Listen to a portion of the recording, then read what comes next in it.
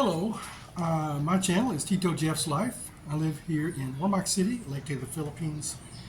Today I'm making a video about ulcerative colitis, my experience with ulcerative colitis.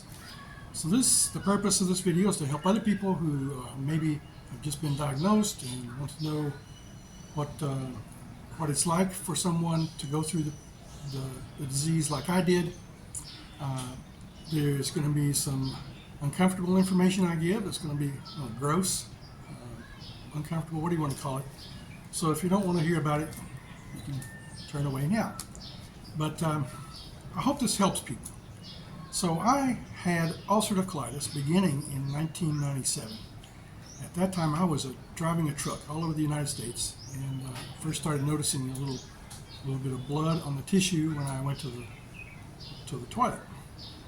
And had a colonoscopy, and they called it proctitis and gave me some medicine, and that helped.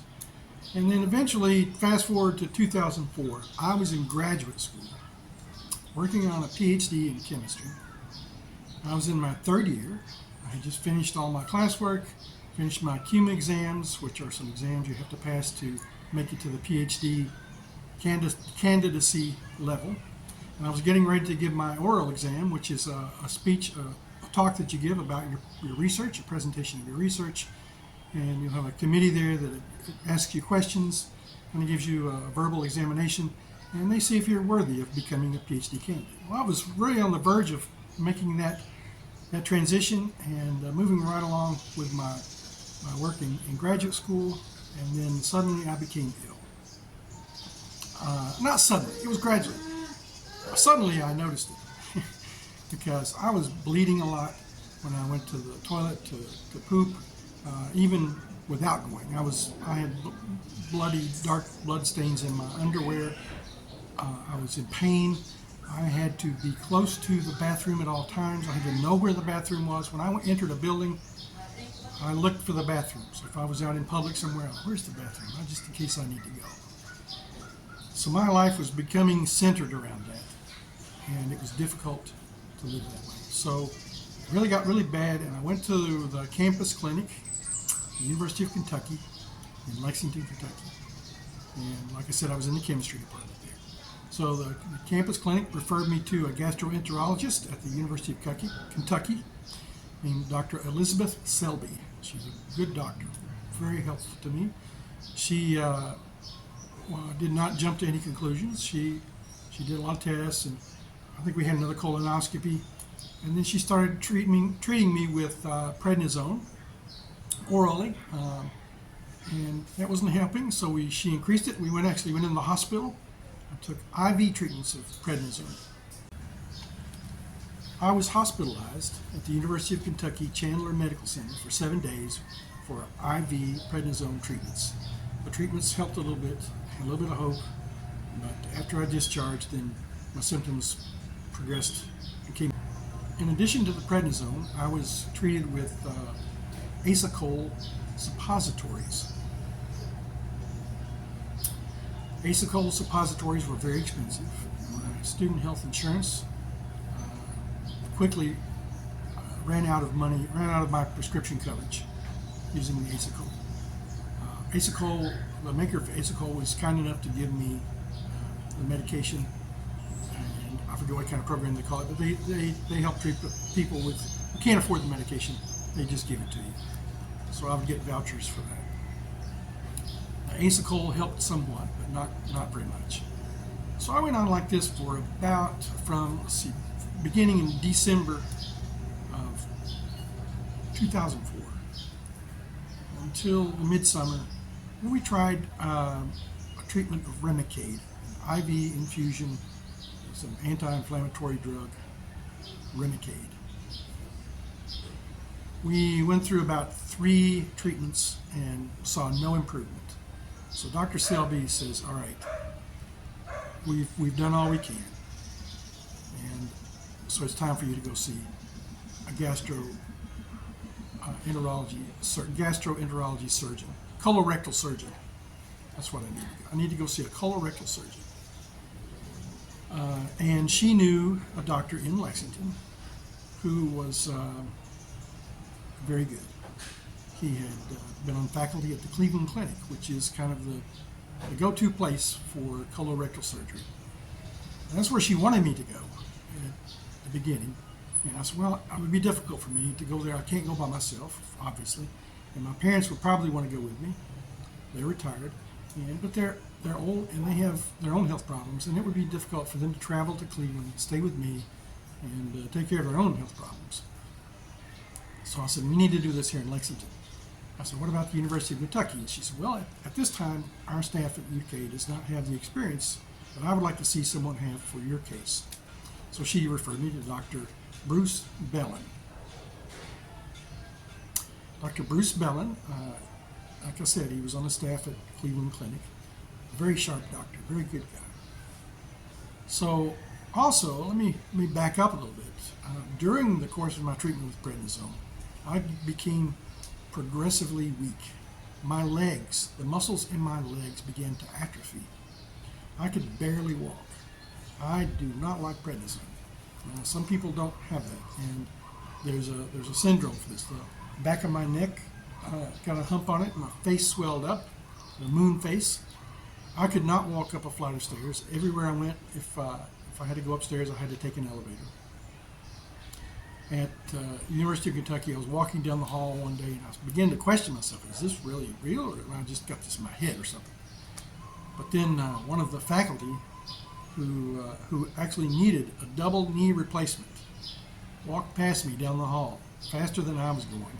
I said, no, this is real. I'm really in trouble here. So I was approaching the point where I had to do something. So we set it up with the colorectal surgeon, Dr. Bruce Bellin, and he diagnosed me again. He didn't just take Dr. Selby's word for it. We did another colonoscopy, and he started to inform me about how the surgery would go, what my life would be like afterwards, how long the recovery would be, because it's a big, big surgery, the way they were going to do it, especially. I could not have, what do you call it, laparoscopic surgery because of the size of my belly. I was really obese. I had gained an extra 30 pounds on the prednisone. Prednisone makes your appetite just go wild. So I gained 30 pounds in about 6 months, maybe 35 pounds.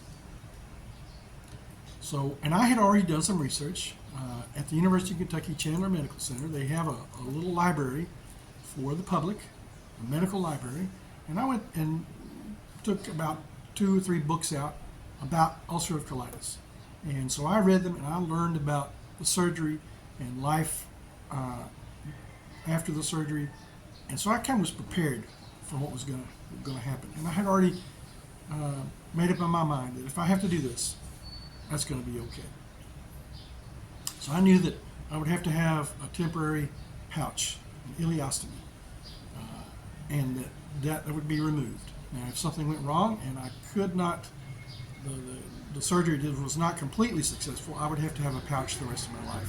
And I'll get to that in a minute. So here is what a colon looks like, an inflamed colon. 40 centimeters of my colon from the rectum up was inflamed. That's about 16 inches. That's about a third of my colon.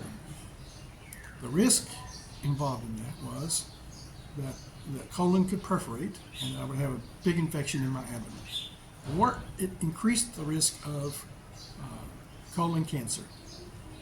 And I was going to continue to bleed and have other problems, maybe infections. So that was the risk.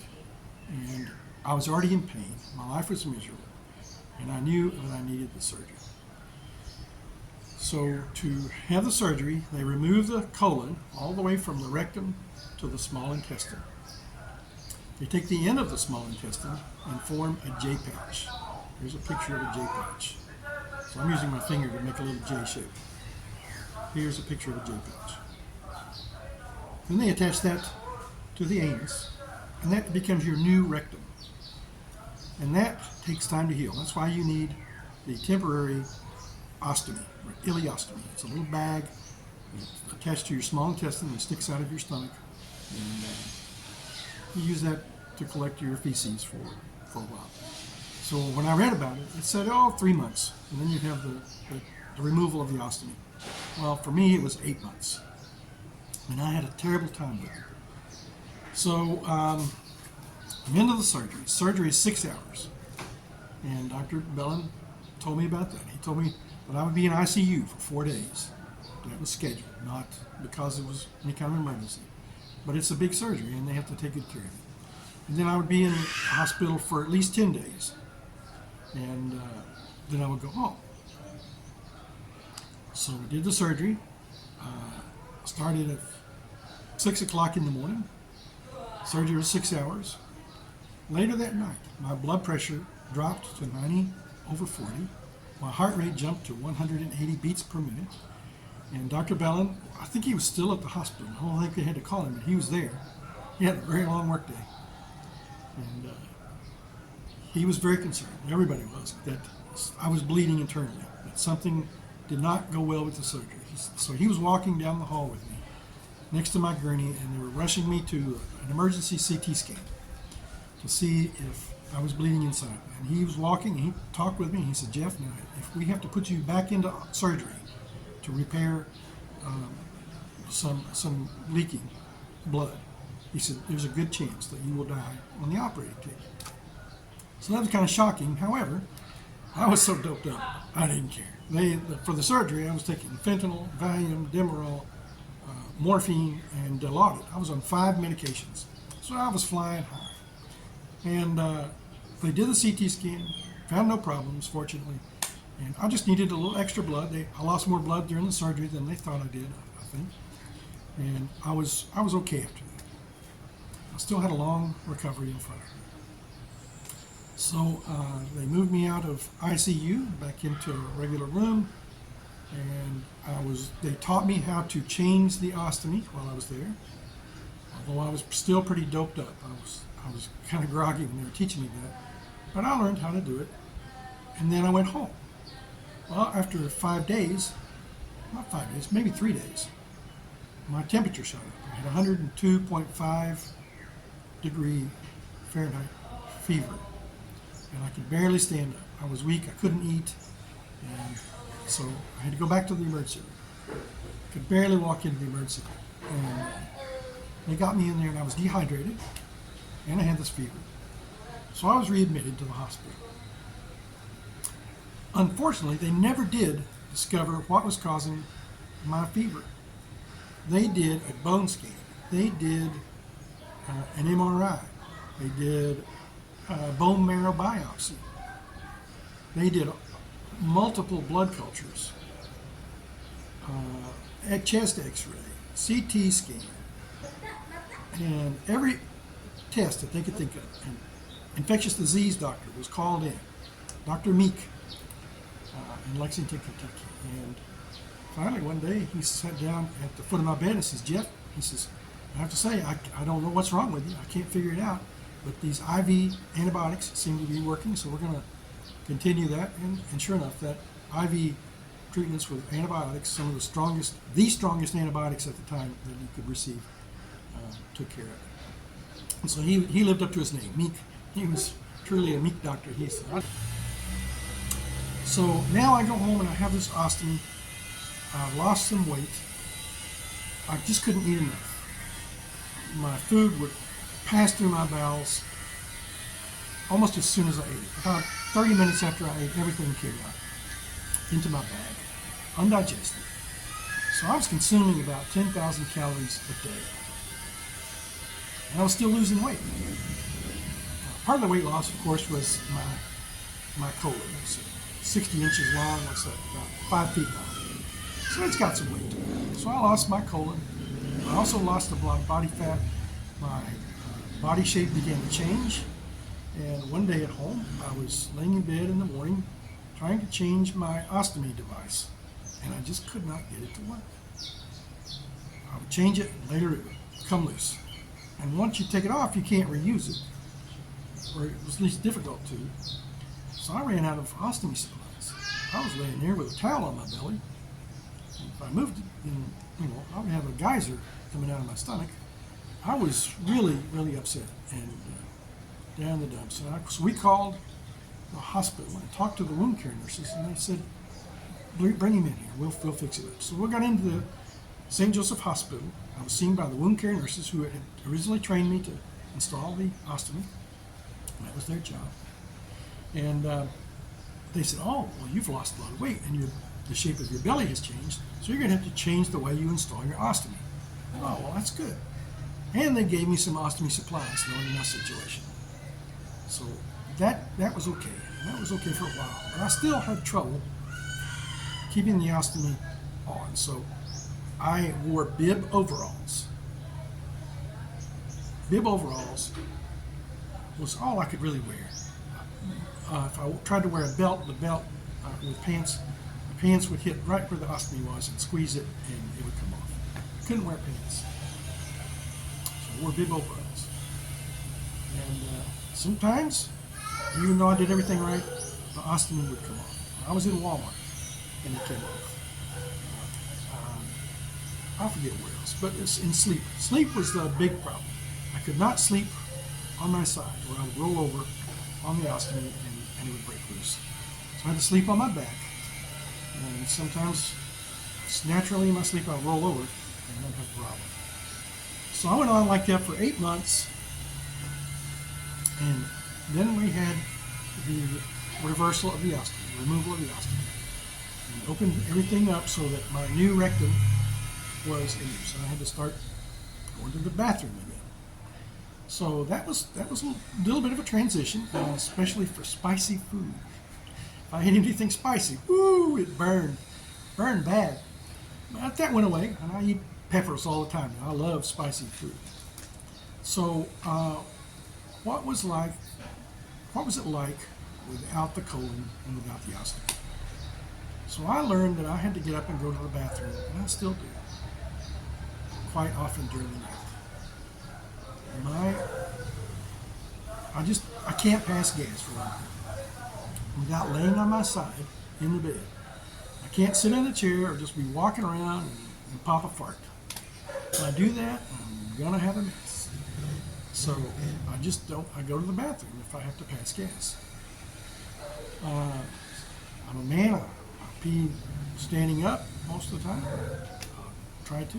Sometimes urination will trigger a bowel movement, so I just have to go. So I go.